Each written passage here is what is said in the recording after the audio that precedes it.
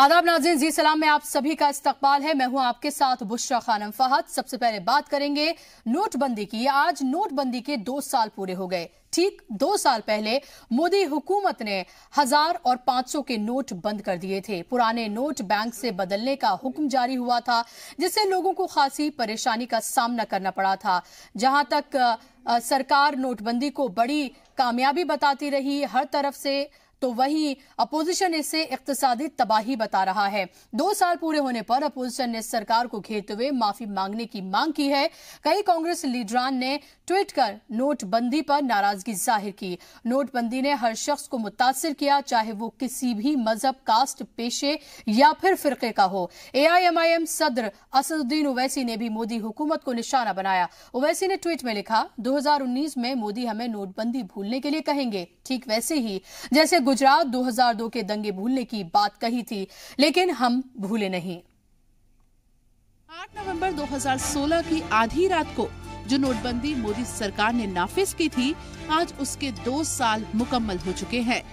2 साल गुजर गए, लेकिन इस मसले पर सियासत अभी भी जारी है। कांग्रेस नोटबंदी के 2 साल पूरे होने पर इस फैसले के खिलाफ मुल्क भर में एहतजाज कर रही है। साबिक वजीर आजम मनमोहन सिंह ने इल्जाम लगाया है कि 2 साल पहले नोटबंदी से जो जख्म मिले वो अभी तक हरे हैं। मगरबी बंगाल की वजीर आला ममता बनर्जी ने इसे इक्तिसादी घोटाला कहा है, तो AIMIM के सदर असदुद्दीन ओवैसी ने दूसरा ही रंग देते हुए कहा है कि वो कहेंगे नोटबंदी को भूल जाओ, जैसे कहा था गुजरात 2002 को भूल जाओ। बीजेपी ने जवाब देते हुए कहा है कि नोटबंदी का मकसद करेंसी जब्त करना नहीं, मईशत को मेन स्ट्रीम में लाना था। उधर मरकजी वजीर मुख्तार अब्बास नकवी ने कहा कि ये बेईमानों और बिचौलियों की नाकेबंदी थी, ये नोटबंदी नहीं थी। कुछ लोगों की कोशिश करने के बावजूद भी लोगों ने कहा कि ये सख्त फैसला मुल्क के मफाद में है, बेईमानों और लुटेरों के खिलाफ है। जब दिल्ली के सत्ता के गलियारे से सत्ता के दलालों की नाकेबंदी और लूट लाबी में तालाबंदी होगी, तो ऐसे लोगों के जो हितैषी हैं, जो अभी तक कंधों पर बैठ करके और बड़ी बेदर्दी और बेशर्मी के साथ जनधन की लूट करते थे, उनको दर्द भी होगा। और वो अब काला दिवस मनाएंगे, गोरा दिवस मनाएंगे, चेहरे पे हो सकता है कालक पोत के भी काला दिवस मनाए, तो उनकी अपनी इच्छा है। उधर कांग्रेस लीडर मनीष तिवारी का कहना है कि सरकार ने मुल्क की मईशत बर्बाद की। नोटबंदी एक तुगलकी फरमान था। 8 नवंबर 2016 की तुलना में चलन में ज्यादा नकदी है, इसलिए मईशत को बर्बाद करने के लिए PM माफी मांगे। आज के दिन 8 नवंबर 2018 को इस नोटबंदी की दूसरी बरसी पे प्रधानमंत्री श्री नरेंद्र मोदी को सार्वजनिक तौर पर इस मुल्क से माफी मांगनी चाहिए कि उन्होंने जो तुगलकी फरमान जारी करके इस देश का नुकसान किया है और जो 100 से अधिक लोग उस तुगलकी फरमान की वजह से मारे गए हैं, उनके परिवार के साथ सांत्वना व्यक्त करनी चाहिए और देश से माफी मांगनी चाहिए। RJD लीडर मनोज झा का क्या कुछ कहना है, ये भी सुनिए। बल्कि पूरी की पूरी आवाम, क्योंकि कुछ उद्देश्य बताए थे मेरे प्रधानमंत्री जी ने, और हर उद्देश्य शून्य हासिल हुआ, हर उद्देश्य में।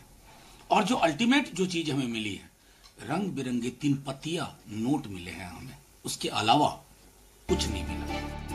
कांग्रेस ने नोटबंदी के 2 साल पूरे होने पर #नोटबंदी की दूसरी बरसी से ट्वीट करके कई हमले किए, जिसके मुताबिक नोटबंदी की मुल्क को कितनी कीमत चुकानी पड़ी, इसको ट्वीट से बताते हुए कहा, नोटबंदी ने 35 लाख नौकरियां छीनी, 1.5 करोड़ मजदूरों को नुकसान हुआ, मुल्क की GDP को 1.5% का नुकसान उठाना पड़ा, 8000 करोड़ नोटों की छपाई पर खर्च हुए।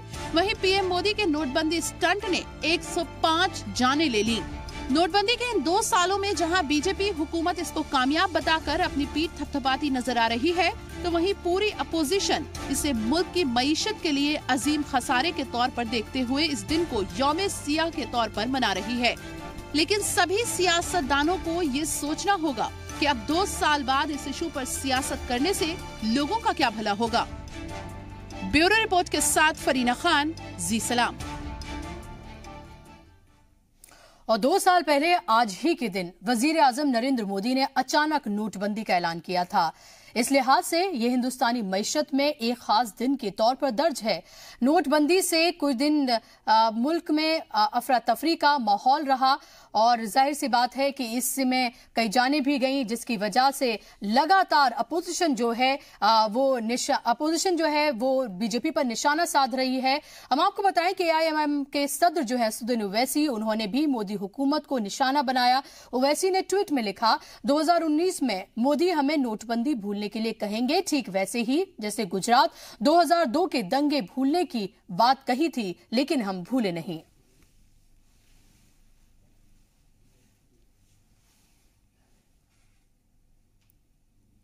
नोटबंदी के 2 साल मुकम्मल होने पर कांग्रेस ने वजीर आजम से सीधा सवाल किया है कि क्या आज वो अपनी गलती मानने को तैयार हैं, जबकि बीजेपी ने कांग्रेस पर पलटवार किया है। देश की 86% जो नकदी सर्कुलेशन में थी, बाजार में थी, 15,41,000 करोड़ रुपया 500 और 1000 रुपए के नोट में उसको इनवैलिडेट कर दिया था, रद्द कर दिया था।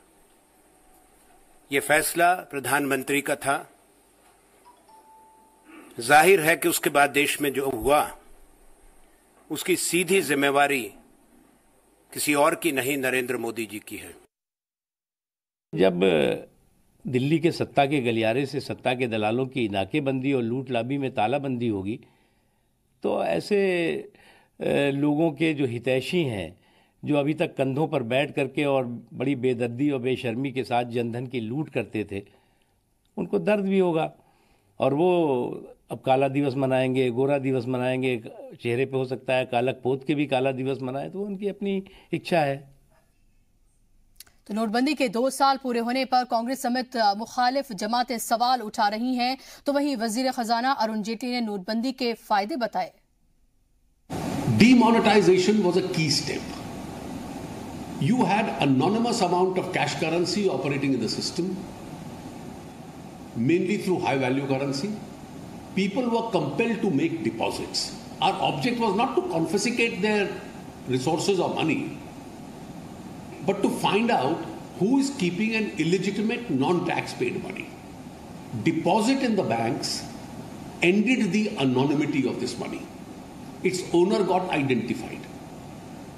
Now, whoever made small deposits, obviously the Department of Income Tax ignored them.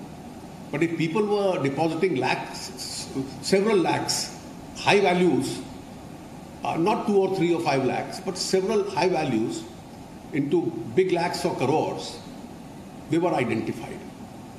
And about close to 18 lakh such assessees whose deposits were disproportionate to their declared income were identified. They were sent online notices. Many responded. Some had to face penal action. Their assessments have been done or are being done, and they've had to account for every rupee. If they don't account for it, they've had to pay taxes. Once monies went into the banks because of this step, immediately the deposits in the mutual funds increased, because these were then deposited by people into the mutual funds, which was used for more productive areas of the economy. And this helped the whole system in generating economic activity. नोटबंदी के 2 साल पूरे होने पर साबिक PM Manmohan Singh ने मोदी सरकार पर हमला बोला है। मनमोहन सिंह ने इल्जाम लगाया कि 2 साल बाद भी नोटबंदी के जख्म नहीं भरे। उन्होंने कहा कि छोटी तिजारत, जो मुल्क की मईशत की रीढ़ है, वो अभी तक नोटबंदी के असर से उभर नहीं पाई है।